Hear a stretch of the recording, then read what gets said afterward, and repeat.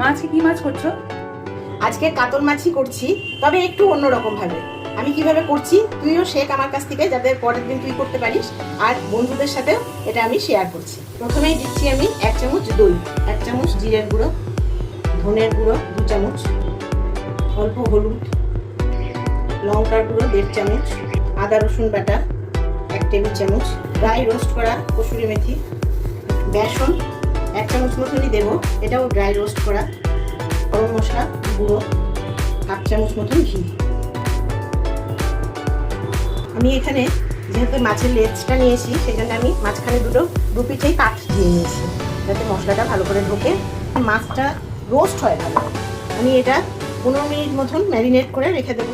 Marinate করে রাখা হয়ে গেছে। এবার এটা আমি অ্যাড করছি নুনটা আমি আগে দিইনি, যদি জল ছেড়ে দেয় সেই জন্য নুনটা দিয়ে আমি আবার ভালো করে রেখে নেবো। একটা ফ্রাইং প্যান বসিয়ে দিলাম গ্যাসটা জ্বালিয়ে। ননস্টিকে করতে পারলেই ভালো, কারণ রান্নাটা যেহেতু অল্প তেলে হবে। 1 চামচ মতন সাদা তেল দিয়ে দিই। আমি মাছগুলোকে এর মধ্যে রোস্টের মতন করে নেব। এখানে আমি গ্যাসের ফ্লেমটা মিডিয়ামে রেখেছি। আর আমি উল্টে নিচ্ছি মাছগুলো 3 মিনিট পরে। মাছগুলো আমার এখানে রোস্ট করা হয়ে গেছে। দিয়ে দিচ্ছি আমি গরম মশলা, তেজপাতা, গরম মশলা সুন্দর একটা গন্ধ বেরিয়েছে। এবার একটা পেঁয়াজ আমি কুচিয়ে রেখেছিলাম, সেটা অ্যাড করছি। এটাকে আমি একটু ভেজে নেব। পেঁয়াজ ভাজা হয়ে গেছে, এর মধ্যে আমি অল্প ধনে গুঁড়ো দিচ্ছি, এই 2 চামচ মতো, লঙ্কার গুঁড়ো। মশলাটা ভাজার জন্য আমি এখানটা একটুখানি জল অ্যাড করছি। আমি এখানে আন্দাজ মতো নুন অ্যাড করছি। মশলাটা যে ম্যারিনেট করে রেখেছিলাম মাছটা, সেই মশলাটা দিয়ে আমি আবার একটু নেড়ে চেড়ে দিচ্ছি। এবার ওই বাটিটা ধুয়ে আমি একটু জল অ্যাড করছি। মশলাটা আর একটু কষিয়ে নেব। এই সময় কিন্তু আমি গ্যাসের ফ্লেমটা কম করেই রাখবো, কারণ এতে দই দেওয়া আছে। বাড়ানো থাকলে দইটা ফেটে যেতে পারে। স্বাদ অনুসারে 2 মিনিটের জন্য ঢাকা দিয়ে রাখলাম। পরে আমি ঢাকনাটা তুলে নিচ্ছি। আর একটু মশলাটা কষানো হবে, আর আমি ঢাকা দেবো। মশলাটা কষানো হয়ে গেছে, তেল উপরে ভেসে উঠেছে, বোঝা যাচ্ছে। এবার এতে সামান্য একটু জল অ্যাড করছি। আবার একটু ঢাকা দিয়ে একটু তুলে নিলাম। এবার মাছগুলোতে অ্যাড করে দিচ্ছি।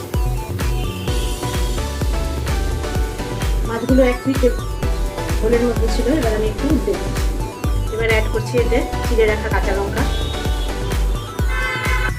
গ্যাসের ফ্লেমটাকে এতক্ষণ কমিয়ে রেখেছিলাম, এবার বাড়িয়ে দিলাম।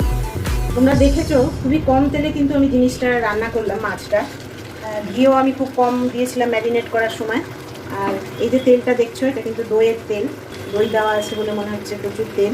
এইভাবে তোমরা একবার বানিয়ে কাতল মাছ, রুই মাছ দিয়েও হয় এটা রান্নাটা, রান্না করে নিজেরা খেয়ে কমেন্ট করে আমাকে জানিও যে কেমন লাগলো তোমাদের। আর আমার রান্নাটাও দেখে কেমন লাগলো সেটাও কমেন্ট করো। ভালো লাগে তোমরা কমেন্ট করলে, বা তোমরা যদি আমাকে বলো যে আমি এরকম রান্না দেখতে চাই আমরা, তাহলে আমি আরও উৎসাহ পাবো। বন্ধ করে দিচ্ছি। রোস্টের যে কসুরি মেথি ছিল সেটাই আমি আরেকটু দিয়ে দিলাম এতে, স্ট্যান্ডিং টাইমের জন্য। আজকে মনোযোগ দিয়ে রান্নাটা দেখলি তো? হ্যাঁ। এর পরের দিন কিন্তু তুই করে রান্না করে খাওয়াবি আমাকে। আচ্ছা, নিশ্চয়ই। আর তোমরা বলো তোমাদের কেমন লাগলো রান্নাটা, কমেন্ট করে জানিও আমাকে, আমার খুব ভালো লাগবে। আর আমার চ্যানেলটাকে সাবস্ক্রাইব করো এবং লাইক করো।